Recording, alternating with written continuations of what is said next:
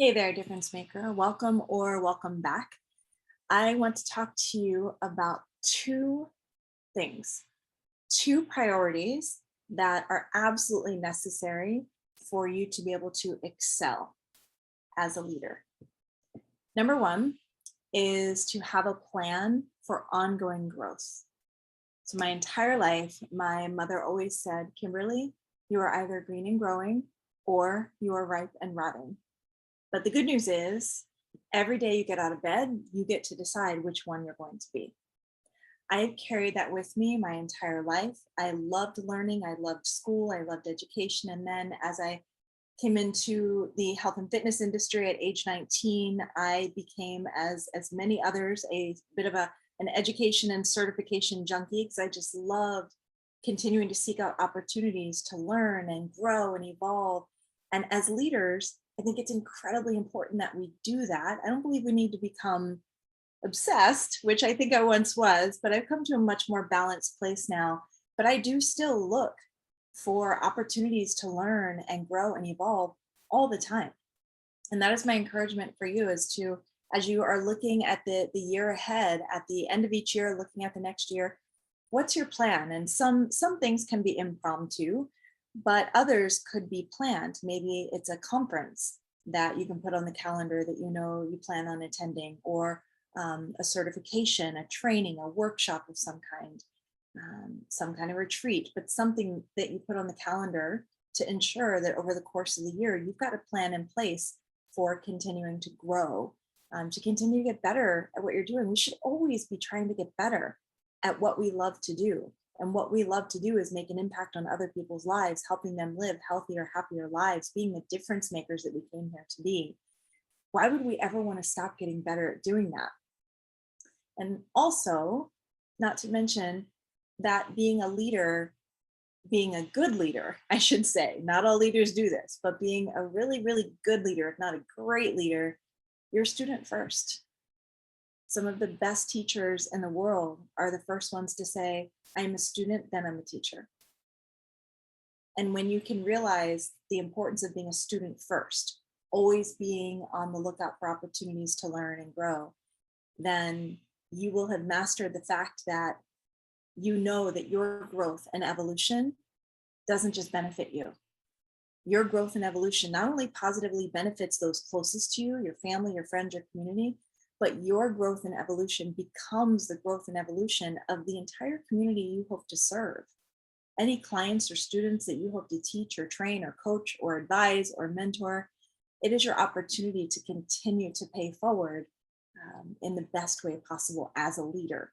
And it's the best way to stay a leader because they'll continue to look to you knowing that you're out there on the leading edge, always looking for opportunities to learn more, to grow, to learn the latest, greatest news or information or research in the areas that you're passionate about. And so they'll continue to look at you as a leader, which is what will help you excel as a leader and have more success in whatever you want to do. And then the second priority, this one actually can be a little tougher for some, but it's so important. You've got to have a plan for support. And I think of support having a few different pillars. In fact, I think of really four. There are four pillars when it comes to support. One would be your personal community. So this would be your closest peeps, your family, close friends, those that you would turn to that may or may not fully understand what it is you do or why you do it, but they love you, they celebrate you, they're rooting for your rise, and they're going to have your back no matter what you do or what you how you choose to serve in the capacity that you serve as a leader. They're just in your corner. So that's your personal community. And then I really want to encourage you to have a professional community. So if you're not already, find the tribe, find the community that is on a professional level comprised of like-minded souls. Now you're looking for like-minded souls who are, also in this industry wanting to help people live healthier, happier lives, their best, most inspired lives. So you may not all be on the same path, but you'll be on a similar path and be able to have conversations, be able to collaborate, be able to brainstorm. This will be the tribe that you can share your challenges and your triumphs. And they'll actually, whereas your family, your friends will be like, oh yeah, they'll celebrate you, or they'll hold you when you feel like you've fallen if you've had a challenge. But your professional community, they'll celebrate you and hold space for you, fully understanding what it is you're going through. Like that's when you know you found your tribe, when you can express either your challenges, the mistakes you've made, or the wins that you've had, and their response is in such a way that you know they get it. You know that they get you, they know that they get what's on your mind, what's on your heart. And I gotta tell you, it is incredibly powerful to have a tribe, a community of people that get you in that way, who are also much like your family and friends, your personal community, also rooting for your rise. They're in your corner 100%. So having that professional community. And then I really want to encourage you to have at least one, if not a few. I personally have a few, and over the course of my my professional life, I've had many, but mentors. You know, who is your mentor? You are a leader, you are a mentor, an advisor, a coach for so many. You hold space for them. Who's holding space for you? When you get burned out or frustrated or stuck, or just need to brainstorm, and it's one thing to be able to have a community to turn to, but do you have a go-to person that you see as a mentor, someone who is maybe just a bit further down the path, who's been where you are but it's a little bit further down the path, so that they can provide a different level of insight, a different perspective?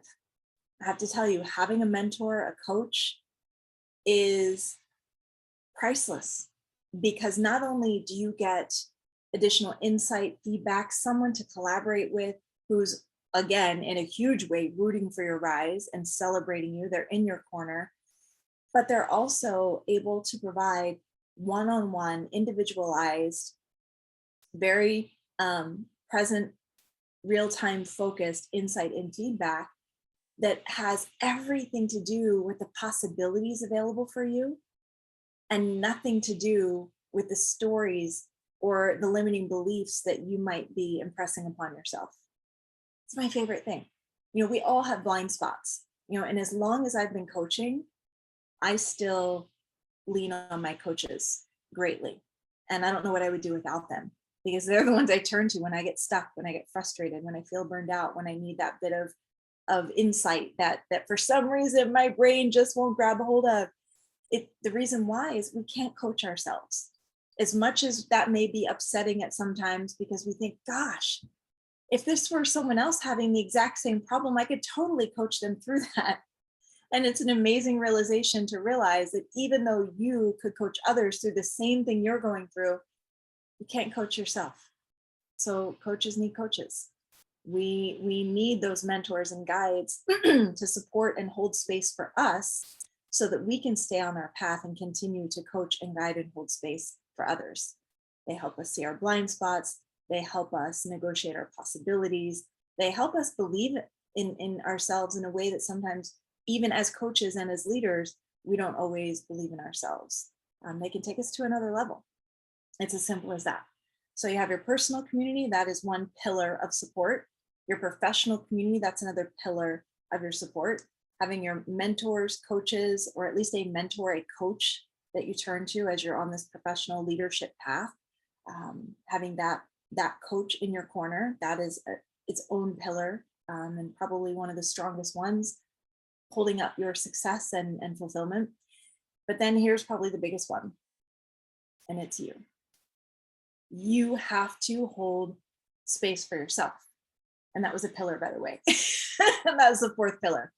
You have to be your own pillar as well. Yes, we are all in this together. You are not alone, nor should you ever feel like you are. So that personal community, professional community, your mentor, your coach, all really important. But you also need to be willing to support yourself. How?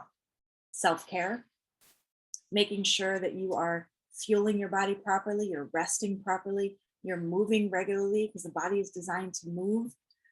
But in addition to that, are you creating a level of balance in your life, so that you have inspired action to put your good work out into the world, but you also have time scheduled in daily and weekly for fun and flow, making time for presence practice to just check back in with yourself, maybe meditation or prayer, or just listening to some calming music or listening to your breath, but just having those moments of check-in.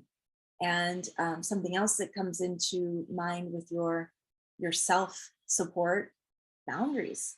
Are you setting healthy boundaries to ensure that you're taking seriously that you are the guardian of your time and energy? And no is not a bad word. And because you are the guardian of your time and energy, it is your responsibility where your time and energy goes. It's no one else's responsibility. It's no one else's job. It's not their job. It's your job. It is your job to be the guardian of your time and energy, which means putting healthy boundaries in place and only saying yes when it feels fully aligned with what's best and what's right. Okay. It's not always the easiest thing to do. We don't just say yes to things because they're easy, but it always feels right. And we can only determine if it feels right when we regularly tune into ourselves, to have the alignment there. So that's self-support. So those are your 4 pillars.